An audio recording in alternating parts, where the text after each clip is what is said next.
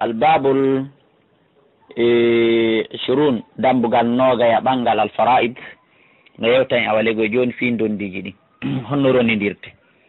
an ibnu abbas radiallahu taala anhuma qala make qala rasulullah sallallahu make he si goɗɗo maayi jawdi ko acci kon alheɓu jonnite alfara'ida geɓe ɗen foppo bi ahali ha yimɓe majje on joom majje awaligoy hanuɓe hendade ɗen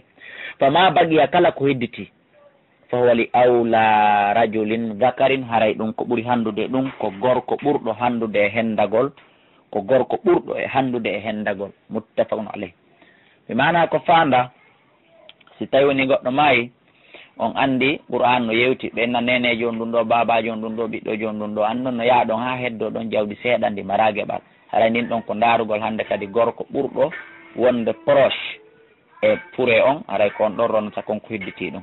riwaya goo inni ɗum koko nattete ka baytul mal kono andi noon ko wiyete ko dondi d' abord ko gandal mettugal fi tiiɗugal seede on nanay bayanaji ɗin konakiri fof lagine fof e nokkeli buyi on nanay bayana fi zina ko honno ɓe adi bayana ko fi zina ko honno ɓe adi bayana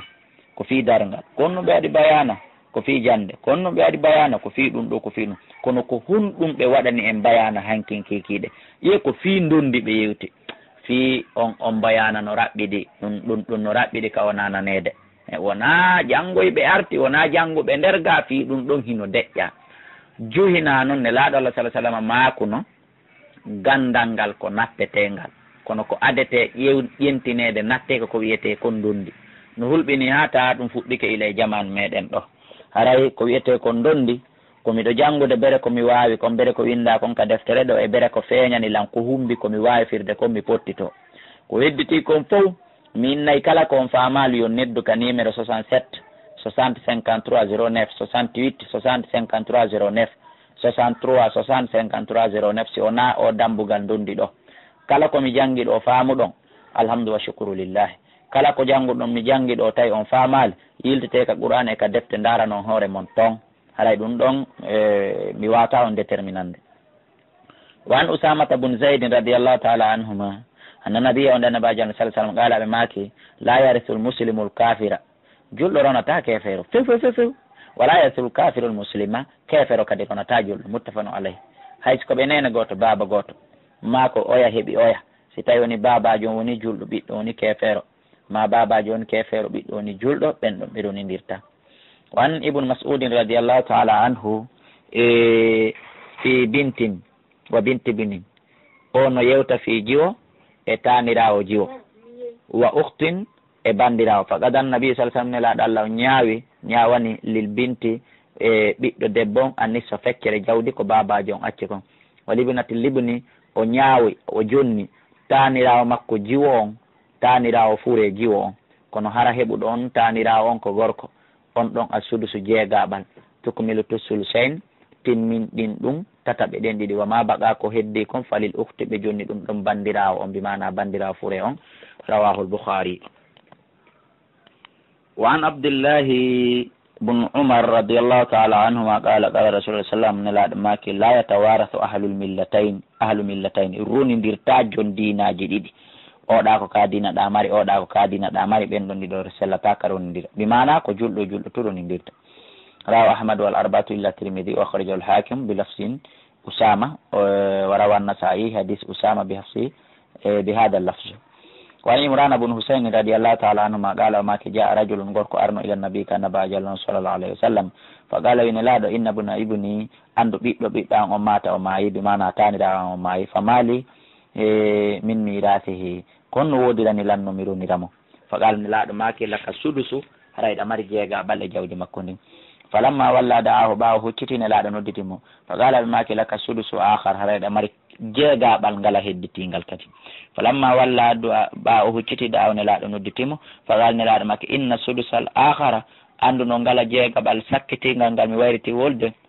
tumatum o ya andu ngal ɗon ko bonus mbimana ko ɓeydari ko cadeau ko fawti ɗum e ko duwanoɗa heɓude kon. rawa ahmad wal arbatu wa sahahu tirmidhi wa huwa min riwayati al-hasan al-basri an imrana wa qila wi'ama innahu hari kanko lam yasma' minhu onanirali muɗum. وعن ابن بريدة رضي الله تعالى عنه عن أبيه أن النبي والنبي صلى الله عليه وسلم جعل بوداني للجدة باتي أون سيغط ماي نأتي باتي نلادو يدي باتي أون سودو سجيغا بل إذا لم يكن دون هاسي ألا ننكو وورمو نين بمعنى كوسي نين ألا باتي جتا جيغا بل أبو داود النسائي وصحه ابن خزيمة وابن الجارود وقواه ابن عدي. وعن المقدام بن معدي يقرب رضي الله تعالى عنه قال أماكي قال رسول الله صلى الله عليه وسلم وندن لا الله أماكي الخال ننتغوس وارث كورونو ملا وارث له متوتا مرا كورونا دum bimana nentogoso roni wo hara nene ala si nene wodi nene wirnay nentogoso nene wirnay pati baba wirnay bappa baba wirnay mama soro akhraja ahmad wal arba'a siwa tirmidhi wa hasan salim ibnu abu zar'a ar-razi wa sahih al-hakim salim hakim wa ibn hibban. wa nabi umama jattama bi umama bin sal qala umaki كتب عمر رضي الله تعالى عنه نلاد سيدنا عمر ويندي letter إلى أبي عبيدة كأبي عبيدة رضي الله تعالى عنه أن رسول الله نلاد صلى الله عليه وسلم قال بماك الله ورسوله إن نلاد مكة إلى دو مولى بيوني هفتدو من لا مولى له ممرا هفتدو والخال ننتغو سوارس كورونا من لا وارس له ممرا بمعنى كورونا دو ko andi ngol en so goddo maayi o ma yiira ka responsable wo kono gasamu ronude haray laamu ngun don tay laamu ngun ko laamu julbe haray ko ben don sibbe makko mi manara jawndin ko ben do récupérer ta watta ka banque julbe ben ra amadou al-abatu siwa abi daud wa sanad tirmidhi wa sahih ibn hibban. wan jabir radiyallahu ta'ala anhu nabi sallallahu alaihi wasallam qala ma ki dastahalla al-mawlud sibubuhum dagini waris haray ko romay Abu Dada sahibun hibban be mana bobo jibine tun o maya kono hara o ilu no ma o wullu no ma o mimmini wanno mufe man holluko himo wuri haray kanko e bengoto e makko e tibben e fo be ronay jawdi baba mabbe ni manene mabbe. wa amr ibn shu'aib an nabi an jaddi radiyallahu ta'ala an qala ma qala rasulullah sallallahu alaihi wasallam la maki laysa lil qatili ala na wardo min al midati morde don di shay'un hay e hunde sa wari goddo hay ko mo duwano da ronude harande kadi jawdi makko ndi harmani ma haronata aray hande kadi aronatamo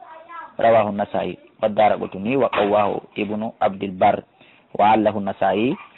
nasai wadi mo ella wa sawaba ko jicci ko waqfahu ko darnugol hadison ala amri e hore amri. wa an umar ibn al-khattab radiyallahu ta'ala anhu qala wi sami'tu min rasulullah sallallahu alaihi wasallam nala Allah yaqulu hibamaka ma ahraza al-walid aw al-waladu bimana kala ko mari jibinɗo on ma jibina ɗon fawal usbati yaray ɗum ɗon ko fi gorol makko ngol dental makko ngal man kana ɓellati ɓe rawa abu dawud an-nasai ibnu majah wa sahih ibnu al-madini wa ibnu abdul barri. ma raza ay ma jama kala ko moɓidiri wa hasalawo o heɓi lego immorde e jawdi ko ɗon ko fanda. wa an abdullahi umar radiyallahu ta'ala anhuma qala qala rasulullah sallallahu al-wala'u heftugol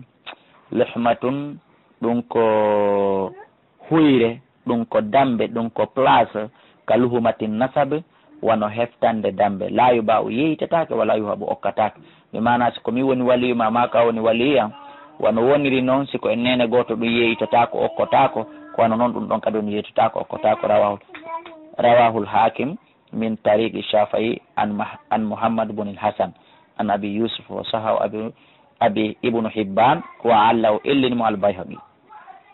hadisa temeɗɗe jeenayi capanɗe joni wa abi qalaba an anas radiyallahu ta'ala anhu qala qala rasulullah sallallahu alaihi wasallam afradukum ko ɓuri on fop faamude ko wiyete kon gandal ndondi ñawori ndondi onon mofte an ɓen fop ko zayd ibn thabit ko ɗo wiyeteɗo zayd ibn thabit ko sahabajo mawlanaɗo ni ko tuma noon natuɗen firugol deftere wiyetede sor min hayati sahaba ko ɗon anda ton kombo wiyete zayd ibn thabit akhrajahu ahmad